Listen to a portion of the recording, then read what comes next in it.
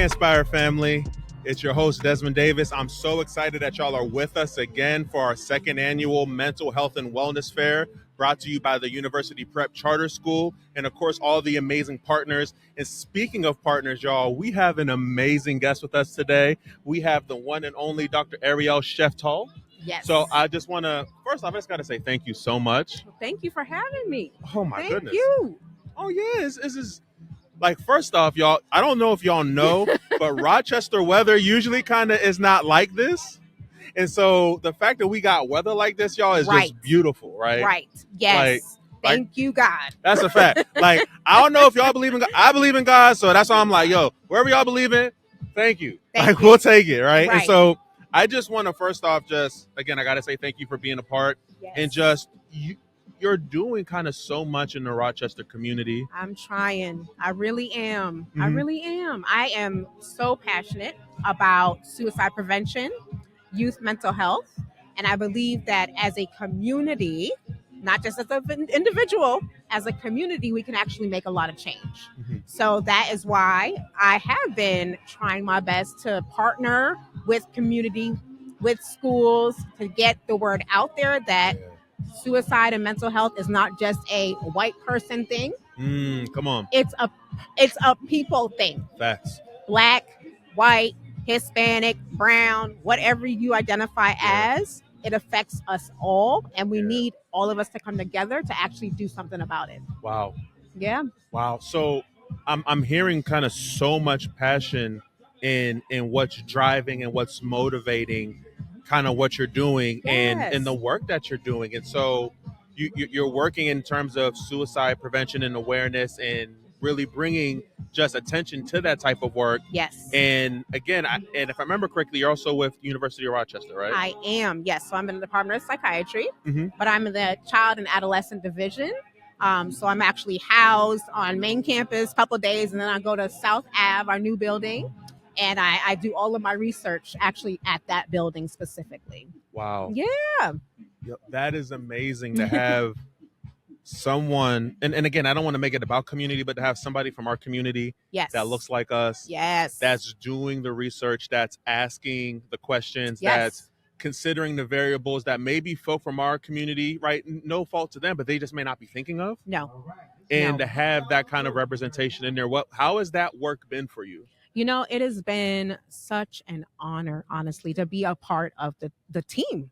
So when I first started looking at Black youth suicide specifically, we saw some really, really discouraging data, to be honest. So we found that Black kids 5 to 12 years of age were dying by suicide 2 times more likely to die by suicide than their white counterparts.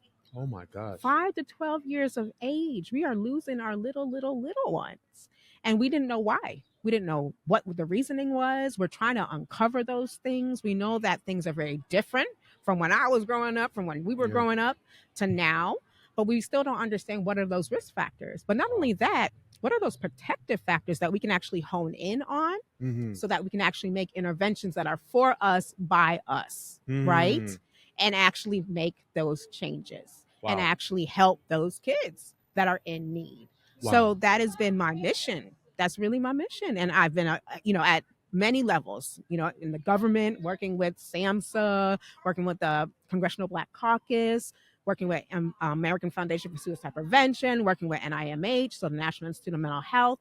But it's not about those big organizations. Really what it's about is our community, and really acknowledging that this is a problem that we are facing, and also that we need each other to make those changes happen. Wow. Yeah. Wow. So that is tremendous work, and you've had kind of your hand in so many different areas and in different levels of government and different types of outreach. And I guess when I hear that, I'm inspired. And for me, I'm just now coming into working in the field, finishing up my master's in social work and getting involved. And so I just can't help but feel like when I hear your story, I'm like, oh, she's been like that from the get-go. And I'm sure that's not true. No. We all have a story and we all start, but I would just would you be willing to maybe share kind of what was your story? Yeah. So when I was growing up, I was raised by a single mother. And when my mom, actually, when I was 14, my mom passed away from cancer. Oh, wow. So I have a younger brother and so we were actually separated. My brother went down south to North Carolina, lived with my father, my biologic father, and I ended up moving in with my grandmother Mm. and lived with my grandmother. Went through high school. I was a hot mess. I'm not even gonna lie to y'all. I was a hot mess. My grandmother actually kicked me out of the house. Oh, I wow. ended up living with my boyfriend and Mm. his mom. So I had lots of struggles. And the reason being is because I didn't want to acknowledge, honestly, that mental health wise, I wasn't where I needed to be. And I Wow. was having thoughts. I was having thoughts about hurting myself. I was having thoughts about killing myself. And I didn't know where or how to express that to Wow. anyone. And finally, I got the courage, I guess, so to speak, to talk to my older cousin. And my older cousin and my grandmother got me the help that I needed. Wow. And I am so grateful and so thankful that I was able to speak out and speak up. But a lot of people aren't in that space, right? Mhm. They don't have that trusted individual. Yeah. So that's why I always say, you know what? There's numbers out there to do that, that you can actually talk to people 24 hours a day, 7 days a week, 365 days of the year, 988. You can call, you can text, you can talk to them in English, in Spanish. You are able to actually speak to someone, whether you're in crisis mode or whether you just need to talk to someone. Yeah. Just call, because you never know what skills and what resources they may have for you to actually help you right there in that moment. Wow. Yeah. So Wow. yes, I did struggle as a teen. I went to school and had my moments of I wanted to be I was good the first semester, but the second semester I was like, I want to party. And, I Yeah. killed my GPA and had to take class, summer classes. Yep. Hey, y'all.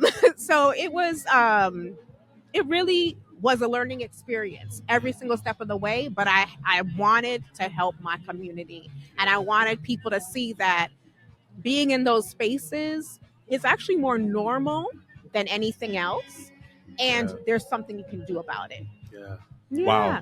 So being in those spaces and getting into that work Yes. started with really having the courage and the willingness to just say something's wrong. Yeah. And I can imagine for our audience, for those who might be listening, that maybe they know someone where they might be sensing or seeing signs. Yeah. What are some ways that if someone sees a family member or a friend or someone who might be struggling, what are some ways and maybe some tactics or something they can do to just kind of say like, hey, I'm here, Right. or start the conversation at the very least? Yeah, I think it really depends on so if it's a kid, if it's an adult. I would say for kids, the easiest thing to do, honestly, is just say, hey, how was your day today? What was the best thing about your day? What was the not so great thing about your day? Just checking in with them on a regular basis, because that actually sets the foundation. Yeah. And that's what we want to do as parents, as caregivers, as aunts, uncles, grandmas, grandpas, right? We want to set that foundation so that kids feel safe, Yeah. that they can come to us if they have a problem. And that's one of those ways to do it, right? Checking in with them, saying, how's it going? If they're like, oh, it's okay, get some more information out of them, Mm. because kids are so like, oh, yeah, it was good. My son's like that. Like, how was your day? Good. And then he'll go on and do whatever he's doing. But then I have to ask him those follow-up questions. So, okay, so what was the best thing about your day? You said it was good. Tell me what was good about it. What you doing in your classes? What are you doing in English? What are you guys reading? What math are you doing right now? Just the normal conversations that don't think they're making a big difference, but they really are. Wow. Yeah. So intentionality with the conversations is what I'm hearing. That Absolutely. is good. Yeah. That is really, really good. Okay. Yes. Okay.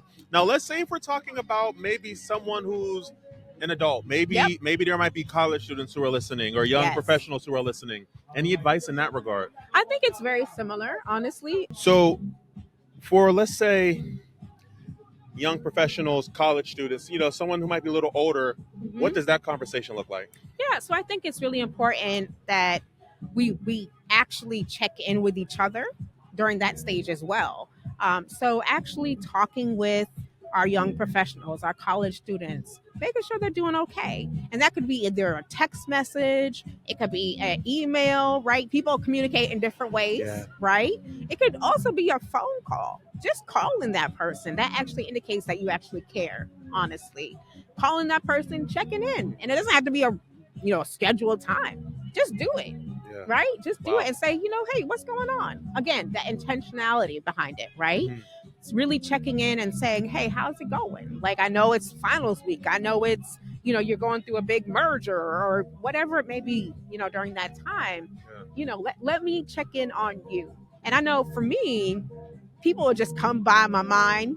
Like Mhm. you'll have those people that is, oh, I haven't talked to them in a while. Let me check in. Let me check in. Let me Mhm. text message. Yep. And it doesn't have to be anything huge. It's just like, Yeah. oh, I was thinking about you. Mhm. How's it going?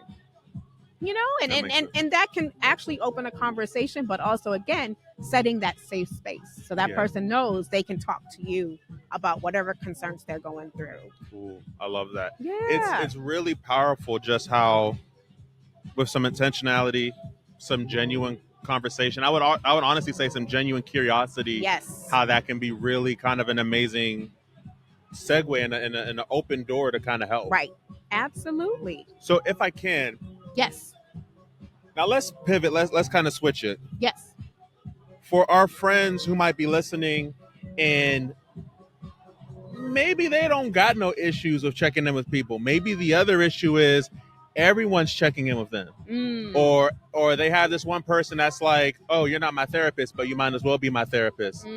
Is there room and space? Is there a conversation about like bandwidth or capacity or just boundary? Like, what would you say as a professional? Yeah. Sometimes you gotta set the phone aside, right? Yeah. You need those boundaries. You need that space because I think as for me, I'm always running and going and doing and jumping around and I got 2 kids. They're doing stuff. I got a husband. He doing stuff. Like I got a job, right?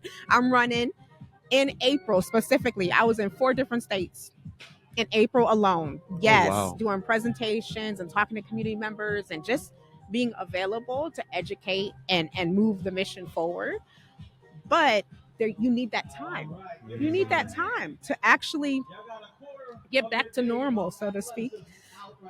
Excuse me. Mhm. And take that moment. And don't be ashamed and don't feel bad about taking those moments of time for you. With taking the time for yourself, kind of setting boundaries. Yes, sir. So we've kind of had the conversation about how to be there for people. Mm-hmm. We've kind of had the conversation about how to set boundaries. Now, maybe the conversation for folk who might be struggling or who might be overwhelmed. I know sometimes people talk about like journaling and stuff is like helpful. Are there any other like tips or anything that you would say like for someone who might just be maybe they're just in a stressful season. Maybe it's their April and they're going through, or they're going to 4 states or it's tax season and they're a tax professional or it's finals week. What would be maybe some like advice you would have regarding like stress and Yes. So find the thing that brings you happiness. So for me, music is something I love. I love music. It's my thing. It really is. It's my thing. So I like singing. I like listening. So when I'm in those modes, I just put my music on, and I dance if I needed to dance, or if you need to just listen to something that's inspirational, or even if you just need to listen to something that has no words, right? Just to kind of focus yourself back to where you need to be. But find something that you love. Cooking, cleaning. Some people love to clean, right? Honestly, it really gives them that vibe of just chill mode. Some people like to color. Some people like to read. So whatever it does that brings you joy, find those moments in time to actually do that thing. I love that. Yeah. I love that. Find the things that bring you joy. Yes. And what I'm hearing is be intentional about scheduling those things. Yes. So I have a rule. Let me tell you, I have a rule. Yes. 12 to 1, I have no appointments. I have no meetings. I take that hour every single day for me. Oh, that's good. because I was scheduling people. Oh, let's do this over lunch, and I'm thinking to myself, like, when am I going to actually eat lunch? When am I going to actually do something for me? Yep. So 12 to 1 every day, Monday through Friday, I have nothing because I need that space to come back to me. Okay. I Yeah. love that. Yeah. I love that. So just that intentionality, and it's amazing how simple it can be, because Mm-hmm. it can be, because I'm guilty of that when I'm in work mode. Is Yep. 12 to 1 is my lunchtime, but I was quick, especially when working in higher education back in the day, Yep. of just, oh yeah, we can meet over lunch. Yes. Then my meeting's over, my lunch is there, and I gotta go to my next meeting. It's too late. Right.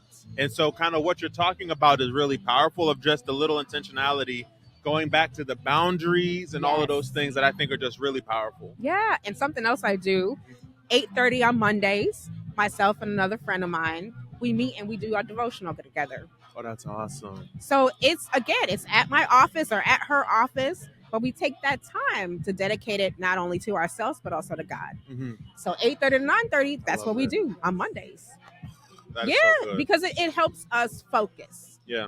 And be intentional, like you Mhm. stated, about what we are going to be doing for the remainder of the day and the week. That's Yeah. good. And I love what I'm hearing about the power of that community Yes. and that intentionality. Again, I always talk about intentionality and how it can show up, and how you can intentionally invite somebody into a part of what you're doing and into a Yes. part of your wellness. That is just wow. And then you have that accountability. You have all Yes. those. That's so good. Yes. That is so good. Yeah. Okay. So with the little bit of time we have left, is Yes. there any last message or anything that you would want our audience to know? Well, I think first and foremost, remember that when you have a mental health concern, when you have thoughts about suicide, those are actually more normal than Yeah. you think they are. Come on. Yep. And the stigma that surrounds those things are the things that are getting in the way of us getting better. And it's really important for us to normalize Yeah. these things, because guess what? More people experience them than they don't. Yeah. So it's really important for us to be open to that message, but also know that there's help out there. There's Yeah. help out there. And you can actually use resources and be okay. You are stronger than you aren't when you use the resources that are available that get you the help you need. God has a purpose for everyone. Come on. God has a purpose for everyone. Come on. Those people are in those positions for their purpose Yeah. to be fulfilled. Yeah. And guess what? Getting help from them, that's a part of your purpose too. Come on. So that would be my last minute, segue, so to speak. I love that. I love that. You have a purpose. Yes. Be intentional. Yes. Part of your purpose is to help, but part of your purpose is also to receive help. Yes. So be intentional. And hopefully next year we'll see you at the Mental Health and Wellness Fair. Yes, But, come out. Hey, I'm Desmond. I'm Dr. Arielle. Dr. Sheftalll, thank you so much. And we'll see y'all in the next one. Peace. Bye.